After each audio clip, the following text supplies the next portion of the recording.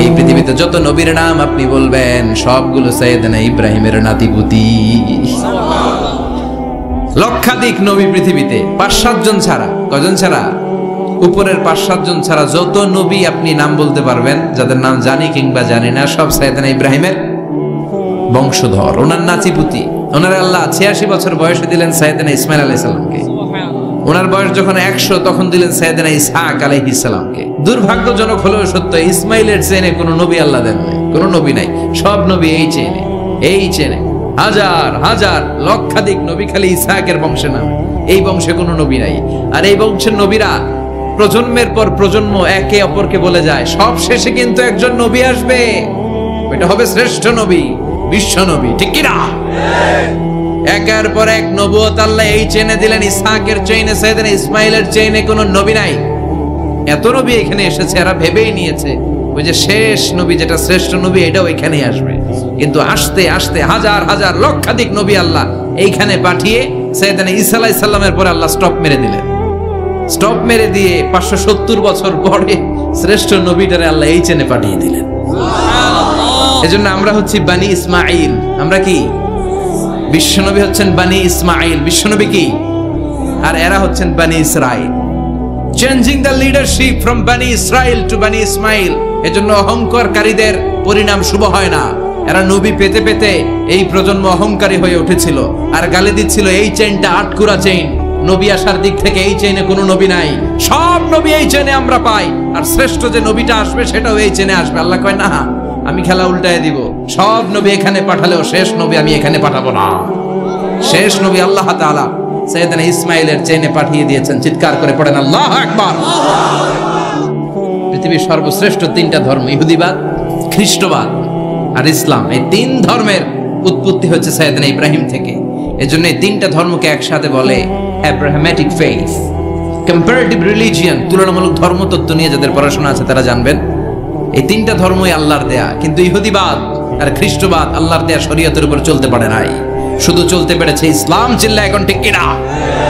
এই জন্য প্রতি নামাজে আমরা বলি গায়রিল মাগদুবি আলাইহিম ওয়ালাদ-দাল্লিন। ও আল্লাহ, যারা মাগদুব মানে ইহুদিরা, তাদের পথে আমরা হাঁটতে চাই না। আবার যারা দল্লিন পথভ্রষ্ট খ্রিস্টানদের পথেও আমরা হাঁটতে চাই না। আমরা হাঁটতে চাই ইসলামের পথে, ঠিক কিনা? আমরা যদি হাঁটতে যেয়ে পথ ভুলে যাই, পথ দেখিয়ে দেয় কে? আল্লাহ বললেন ওয়াজআলনা ফি যুররিয়াতিহিন নুবুওয়াতা ওয়াল কিতাব। আমি সাইয়েদনা ইব্রাহিমের বংশের মধ্যে নবুয়ত দিয়েছি, কিতাবও দিয়েছি। সাইয়েদনা ইব্রাহিম আলাইহিস সালামের উপর কিতাব আছে না নাই? কি নাম কিতাবের? সুহুফে ইব্রাহিম। কোরআনে নাই? আছে না নাই? ইন্না হাযা লাফিস সুহুফিল উলা সুহুফি ইব্রাহিম ওয়া মূসা। সুবহানাল্লাহ পড়েন। অনেক আল্লাহ কিতাব দিয়েছে, নবুয়ত দিয়েছে, সব নবীদের বাবা বানিয়েছে। ওনার উপাধি হচ্ছে আবুল আম্বিয়া। আবার ওনার নামে আল্লাহর কোরআনের ভেতরে 114 সূরার একটা সূরা আছে না নাই? আলিফ লাম রা কিতাবুন আনজালনাহু ইলাইকা লিতুখরিজান নাসা মিনাল যুলুমাতি ইলান নূর। সুবহানাল্লাহ পড়েন। সূরা ইব্রাহিম, আলিফ লাম রা কিতাবুন আনজালনাহু ইলাইকা। ওই নবীর নামে কোরআনের ভিতরে সূরা দিয়েছে কে? আবার আল্লাহ বললেন, গোলাম জেনে রাখো, উনি তোমাদেরকে মুসলমান নামকরণ করেছেন। তাই ইসলামে যারা অন্তর্ভুক্ত হবে সব মুসলমানদের পিতা আমি আল্লাহ তারা নির্বাচিত করেছি। মিল্লাত আবিকুম ইব্রাহিম হুয়া সাম্মাকুমুল মুসলিমিন। আওয়াজ করে বলেন, মুসলিম জাতির পিতার নাম কি? যিনি তোমাদেরকে মুসলমান বলে অভিহিত করেছে। আবার আল্লাহ বললেন, ইব্রাহিম সবাইরে তুমি মুসলমান নাম রাখলে, তুমি মুসলমান হও। আসলিম ক্বালা আসলামতু লিরাব্বিল আলামিন। বলতে দেরি, কালিমা পড়ে মুসলমান হতে দেরি নাই। চিল্লায় পড়েন আল্লাহু আকবার। আবার আল্লাহ বলে, আমার নবী ইব্রাহিম এমন নবী, এই নবীর মতো বিনয়ী নবী নাই। ইন্না ইব্রাহিম লাহালিমুন আওয়াহুম মুনীব।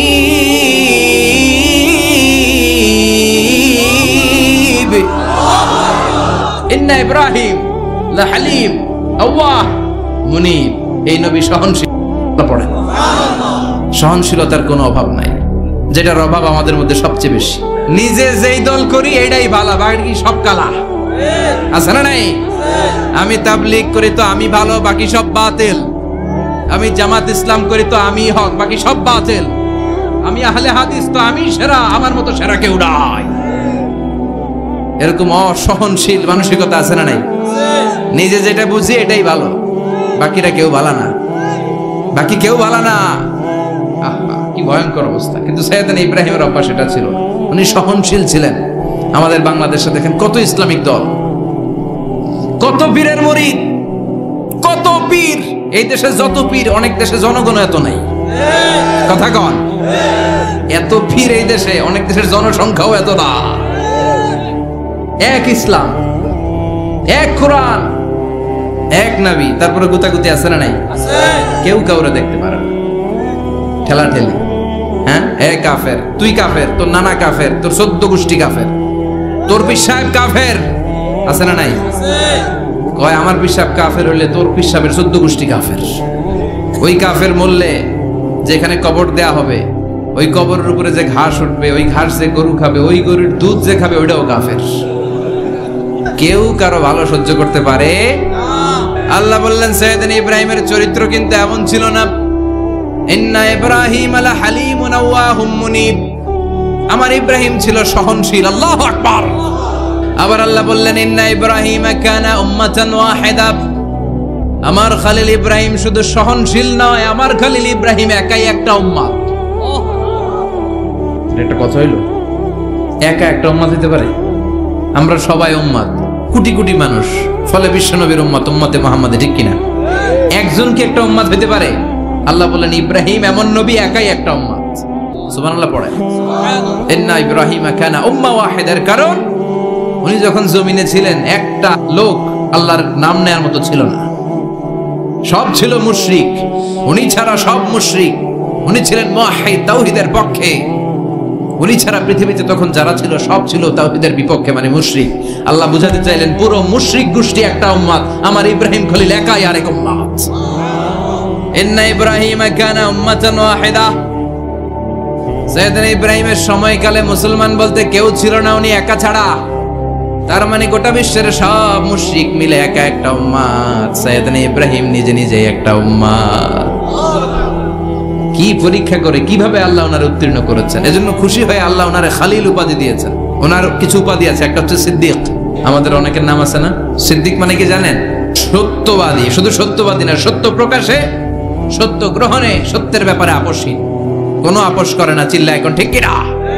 বিশ্বনবী মেরাজে গেলেন, মেরাজ থেকে ফিরে আসলেন, বিশ্বনবী বর্ণনা করলেন আমি বাইতুল মাকদাস দেখেছি মাঝরাতে, লক্ষাধিক নবীকে নিয়ে নামাজের ইমামতি করেছি, 7 আকাশ দেখেছি, আল্লাহর আরশ দেখেছি, আল্লাহর সাথে কথা বলেছি, আবার ফজরের আগেই মক্কায় ফিরে এসেছি। সবাইকে খাইছে খাইছে, মুহাম্মদের মাথার তার ছিঁড়ে গেছে, নাউজুবিল্লাহ পড়ে।